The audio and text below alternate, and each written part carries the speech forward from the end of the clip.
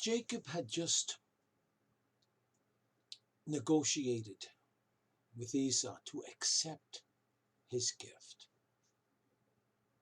Esau didn't want to take it because he said, look, I already have much.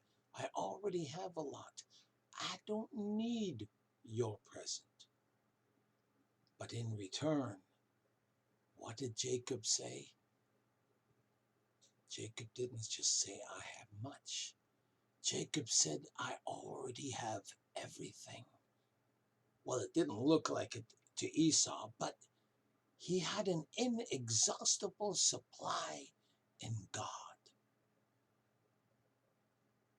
We continue today with Esau saying in verse 12, we're going to read from verse 12 to 16 and then pick it apart to see exactly what was going on between Esau and Jacob. And Esau said, well, then let us take our journey and let us go. Why are we standing around? And I'm going to go before you. And he said unto him, that's Jacob, my Lord knows that the children are tender, and the flocks and herds with young are with me. And if men should overdrive them one day, all the flock will die. Let my Lord, I pray thee, pass over before this servant, and I will lead on softly, according as the cattle that goeth before me, and the children be able to endure, until I come unto my Lord, unto Seir. And Esau said, well, let me now leave with thee some of the folk that are with me. And he said, that's Jacob, what needeth it? Let me find grace in the sight of my Lord. Well, so Esau returned that day on his way into Seir. So as we read, Esau said, let us take our journey and let us go, and I will be before thee. Esau invited Jacob to Seir where he lived, probably to stop for a while and refresh himself and his family, but Jacob refused. You know what he cited as an excuse?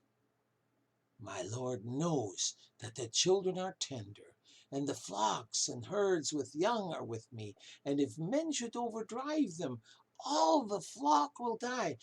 Folks, Jacob did not want to go down with Esau. Jacob clearly heard God's cry, get home, get back home. This land is your land. You see, Esau inviting him down to his land was a distraction from none other than the adversary, Satan.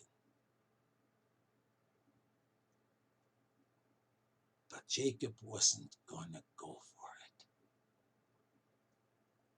But you see, the excuse he gave, well, you know what? I've got too many young with me. I can't do it. We can't just go down with you. You see, the oldest boy, Reuben, was between 13 and 14 years of age, a young teenager. And the youngest, Joseph, was about 6 or 7 years of age, being about the same age as Dinah. Esau would easily have seen that. They were young and tender, and probably not able to bear either riding or walking very quickly. Well, look at the animals. They were very young, and some having lambs and calves, and some of them perhaps just weaned and newly born. As such, they would require greater care in driving them along. But if you overdrove them, well, beyond their strength, even for one day, you could destroy some of them. They'd be in danger of being lost through excessive fatigue and complete and utter exhaustion, weariness. See, Jacob then told Esau, "Let my lord, I pray thee, pass over before his servant, and I will lead on softly, according to what the cattle that go before me, according to their speed, and the children are able to endure, until I come and see you in Seir." Jacob told Esau to go on ahead, and he would follow him at a slower pace. Whether he actually did or not, the scripture does not mention clearly. We assume that he may have. Otherwise, he clearly lied.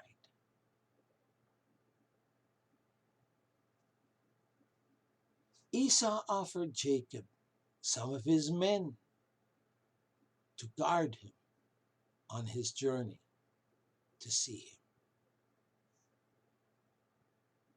But Jacob refused. He declined the offer.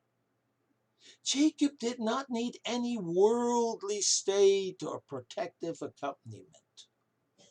He had God. Notwithstanding the great affection shown each other, these twin brothers were so different as night and day. They were different in spirit, they were different in character, they were different in their habits. The one was a man of the world, and the other was a man of God. How much more different can you get than that? If they had been together too long, they would obviously have been a recipe for disaster. It would have presented a great risk of something occurring to disturb the harmony. So, Jacob, having alleged a very reasonable excuse for remaining on his own, the brothers parted in peace. Jacob was under divine protection and needed no one else except his own people. You see, Jacob and his people were sufficiently guarded. And what I wrote here was, those are sufficiently guarded who have God for their guard, and they're under a convoy of his hosts of angels, as Jacob was. Jacob adds only this: "Let me find grace in the sight of my Lord." Folks, having God's favor, I have all I need. I can say the same thing as Jacob. Having God's favor, I have all I need. And all I desire comes from Him.